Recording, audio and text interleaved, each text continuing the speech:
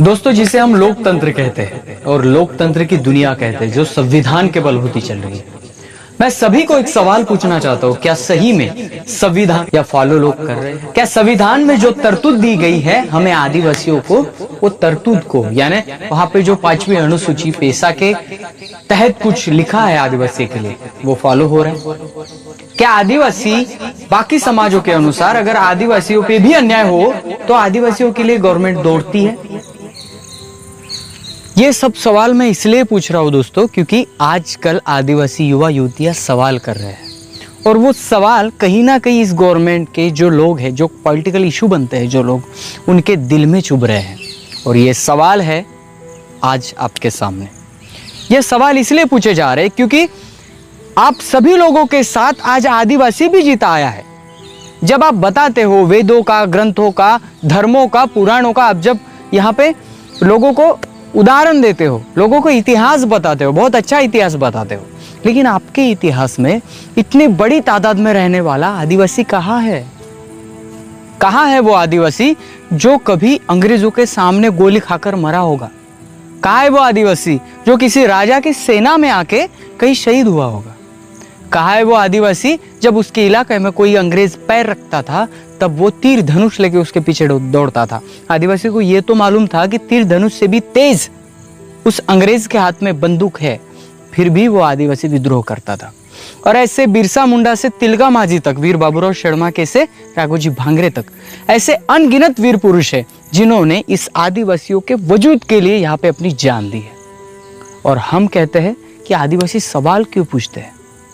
दोस्तों, अगर शोषण की बात हो, मैं आप सभी को बता दूं, कुपोषण से लेकर कुपोषण तक, कुपोषण से लेकर कुपोषण तक, नारी से लेकर बालिका तक और जवान से लेकर बूढ़े तक, हर आदिवासी पुरुष स्त्री पर अन्याय हो रहा है। अभी आप बात करेंगे कि सभी आदिवासियों पे, और हमारे ही कुछ भाई बहन कहते रहते हैं कि यार तुम आदिवासी आदिवासी कहना छोड़ो और हमारे साथ आओ। यानी आपका क्या होगा? आपका उद्धार होगा। जिस आदिवासी के नाम से उसने नौकरी पाई है, पैसा कमा रहा है, वो कह रहा है कि ये धर्म, ये जात, ये पात सब छोड़ो, हम सब एक है। जी हम मानते हैं, हम आदिवासी लोग मानते हैं कि हम सभी एक है, सभी भाई बहन हैं। क्या इस देश के पॉलिटिकल लोग धर्मों के नाम से राजनीति करना छोड़ेंगे? क्या इस देश के कुछ सांप्रदायिक लोग जो संप्रदाय में धर्म को बताते हैं, वो अपने धर्म की कट्टरता बनाना या कट्टर लोग बनाना छोड़ देंगे? अगर आप अपने धर्म, अपने संस्कृति को छोड़ नहीं सकते तो आप एक होने की बात कब क्यों करते हो? और जब मैं आपको यह बता दूं कि जो आदिवासी को कहा जाता है ना, जिसको कोई भी धर्म नहीं है, उन लोगों को गैर धर्मीय कहा जाता है और कहीं ना कहीं खींच लाने की बात होती है। आदिवासियों को यहां लाएंगे, कोई कहता है आदिवासी हिंदू है, कोई कहता है आदिवासी क्रिश्चियन है, कोई कहता है आदिवासी मुस्लिम है, और यही तो चल रहा है। और दोस्तों का आज का वीडियो उन लोगों के लिए जो शहरों में बैठे, टीवी के सामने बैठते हैं और बोलते हैं कि ये आदिवासी आदिवासी करते रहेंगे ये लोग, तो इसलिए पीछे रहेंगे, हम तो आगे आगे। जो आदिवासी लोगों के बीच में जो ज्यादा पढ़े लिखे हो गए ना, उनके लिए ये वीडियो है। ये वीडियो पूरा देखें, क्योंकि इस वीडियो में मैं ऐसे ऐसे तथ्य बताऊंगा जो सुनने के बाद आपको लगेगा कि आप आदिवासी हो। तो ये शर्म की बात नहीं है, ये गर्व की बात है। जैसे बात दोस्तों, मैं राहुल खन्ना के अलबरेदे चैनल पे आप सबका स्वागत करता हूं। दोस्तों, हमेशा की तरह मैं कुछ ना कुछ इंटरेस्टिंग लेके आता हूं और आप भी सुनते हो, इसके लिए धन्यवाद। चलिए दोस्तों, आज की वीडियो को शुरू करें। दोस्तों, आज तक मैंने मेरे चैनल पे बहुत सारे वीडियो बनाए हैं और ट्रांसफर ऑफ पावर एग्रीमेंट कैसे हुआ, यहाँ पे लोगों को भटकाया कैसे गया, आदिवासी धर्म को ना मानते हुए बाकी धर्मों में आदिवासियों की घुसखोरी क्यों हुई, क्यों करना चाहते हैं ये लोग, ये वोटिंग बैंक के लिए धर्मों की राजनीति करते हैं और उसमें उनको मालूम है कि आदिवासी एक फ्री और सस्ती चीज़ है जो कहीं भी आ सकती है। उनको हिंदुओं में भी उसको शामिल किया जा सकता है, उसको मुस्लिम में भी, उसको क्रिश्चियन में भी, उसको कहीं भी, क्योंकि आदिवासी अपना धर्म सरकार के सामने प्रेजेंट नहीं कर पाए। वो इसलिए कि वो एक नेचर के नियम को मानता है, एक नेचर के रूल को मानता है, और इसीलिए वो अपना धर्म प्रेजेंट नहीं कर पाए। दोस्तों चलो, हम ये तो बात हमेशा कहते हैं, लेकिन मैं एक ज़रूरी बात कहूँ। जो 1947 में भारत देश आज़ाद हुआ और भारत देश की जो फिल्में आती हैं वो हमें बहुत अच्छी लगती है, क्योंकि बॉर्डर पे हमारे लोग जो शहीद होते हैं या दुश्मनों को मारते हैं, बहुत अच्छी बात है। मैं एक और बात बताऊं कि आपको ये बार बार बताया गया है कि यह आज़ादी है और हम आज़ाद हो चुके हैं। और कहा जाता है इन लोगों के द्वारा, हमें किताबों में भी यही पढ़ाया गया है कि संविधान आया और सब आज़ाद हुए। और यहाँ तक तो बात ठीक है कि आपने एमए किया है, आपने पीएचडी की है, यहाँ तक आपकी बात ठीक है। लेकिन उसके बाद कई एविडेंस मिल जाते हैं आदिवासियों को, जहाँ पे कहा जाता है कि ट्रांसफर ऑफ पावर एग्रीमेंट में 258 रियासतें आदिवासी की थी, आदिवासियों का राष्ट्र बनने वाला था। तब आप पीएचडी किए हो, एमफिल किए हो या एमए किए हो, आपको ऐसा कुछ आपके हिस्ट्री में पढ़ाया गया है या नहीं? नहीं पढ़ाया गया है। फिर ये क्यों नहीं पढ़ाया गया? और फिर मैं ये बात करता हूँ गांधी इरविन पैक्ट की, जो मैंने पिछले वीडियो में बताया। गांधी इरविन जो पैक्ट है, उस पैक्ट में बताया गया है, क्या बताया गया है आपको, कि एसी भारत कुटुंब परिवार, जो एसी भारत सरकार का जो कुटुंब परिवार है, वो आदिवासी इस देश के मालिक है। ये भी वो गांधी इरविन पैक्ट में हुआ था, इसका एक लॉ बना है। और दूसरी बात मैं आपको बता दूं कि जो एसी भारत सरकार परिवार के कोई लोग आपसे मिले होंगे तो वो क्या करते हैं, वो आपको 1 रुपए की नोट दिखाते हैं। बहुत सारे लोग मेरे पास बोलते आए कि यार ये 1 रुपए की नोट बताते हैं और कुछ भी बताते हैं जो समझ में ही नहीं आता, फिर एसी भारत सरकार को हम क्यों सपोर्ट करें? तो मैं भाइयों यही कॉन्सेप्ट बताने के लिए आज आया हूँ। और ये एसी भारत सरकार के बहुत सारे चैप्टर मेरे वीडियो पे बनने वाले हैं, जैसे मेरी स्टडी होती जाएगी। जैसे कि आपके स्क्रीन पे दिखाया जा रहा है कि 1 रुपए का जो नोट है वहां पे सीधा भारत सरकार लिखा हुआ है, और 2 रुपए से 2000 तक जो भी नोट आती है वहां पे रिजर्व बैंक ऑफ इंडिया लिखा होता है। दोस्तों इसमें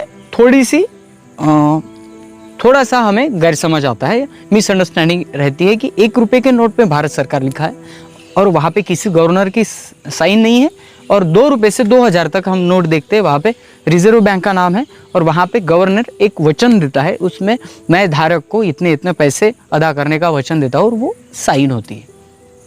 इन 2 नोटों में क्या फर्क है? और अभी भारत सरकार वाले नोट आना बंद क्यों हो गए और एकाएक से रिजर्व बैंक क्यों हो गया? फिर कोई बुद्धिजीवी आएगा और कहेगा कि नहीं ऐसा पहले हुआ था, लेकिन क्या हुआ कि रिजर्व बैंक को अभी टेंडर दे दिया गया है, ऐसा कुछ बोलेगा तो वो पहले पढ़ ले भाई, उसके बाद ही बोले। मैं उन सभी दोस्तों को बताना चाहता हूँ कि ये कोई गलतफहमी नहीं है और यह कोई मिसअंडरस्टैंडिंग नहीं है, कोई टेंडर यहाँ वहाँ गया नहीं है। दोस्तों एसी भारत सरकार जो कुटुंब है, वो कुटुंब के लिए जब गांधी इरविन पैक्ट हुआ, उसके बाद कुछ ऐसे लोग हैं जो इस पैक्ट को लेकर बहुत इमोशनल थे या बहुत अटैचमेंट था इनका, और वो कहना चाहते, बताना चाहते थे कि आदिवासियों यह पैक्ट तुम्हारे लिए है और तुम इस देश के सरकार हो, तुम इस सरकार का हिस्सा हो और यहाँ के आप मूल निवासी हो। ऐसा एविडेंस वहाँ पे न्यायालय में प्रूव भी हुआ है। और ये लोग जो एसी भारत कुटुंब सरकार परिवार जो कहते हैं, ये बेबुनियाद वाले बातें नहीं करते। इनके पास हर वो एविडेंस है जहाँ पे ये कहते हैं कि इनका जो संबंध है वो सीधा लंदन से है, क्योंकि इनको मालूम है कि आज़ादी के पहले जो बहुत सारे लॉ हुए, वो लॉ आदिवासियों के हित में हुए हैं। और दोस्तों यही नोट का सिलसिला जो है, वो आपको कॉइन भी दिखाएंगे, वो आपको स्टैम्प भी दिखाएंगे और ऐसे ऐसे एविडेंस दिखाएंगे। और जो ये वीडियो देखने के बाद मुझे कहता है कि आदिवासी इस देश का मालिक नहीं है, तो वो प्रूव करे, नहीं तो मैं प्रूव कर दूंगा कि आदिवासी देश का मालिक है। आपको लगता है कि मैं जो बातें बता रहा हूँ वो बेबुनियादी है, कहीं पे भी मैच नहीं होती, तो आप एसी भारत सरकार परिवार कुटुंब वाले जो भी लोग हैं, जो भी कार्यकर्ता है, उनका इसके बारे में बहुत बड़ी स्टडी हो चुके हैं और वह आज भी चाहते हैं कि आदिवासियों को ये पता चले और हम इस गवर्नमेंट को बता पाए कि ये हम इस देश के मालिक हैं और हम इस देश के मालिक हैं। तो उनका ये कहना है कि चपरासी से लेकर प्रधानमंत्री और राष्ट्रपति तक जो भी तनख्वाह लेते हैं वो काम करने वाले लोग हैं, उनको कर्मचारी कहा जाएगा, लेकिन वो इस देश के मालिक नहीं हो सकते। मालिक इस देश का जो है मूल निवासी, वो आदिवासी इंसान इस देश का मालिक है। तो दोस्तों ये जो बातें उनकी है, ये कुछ बेबुनियादी नहीं है।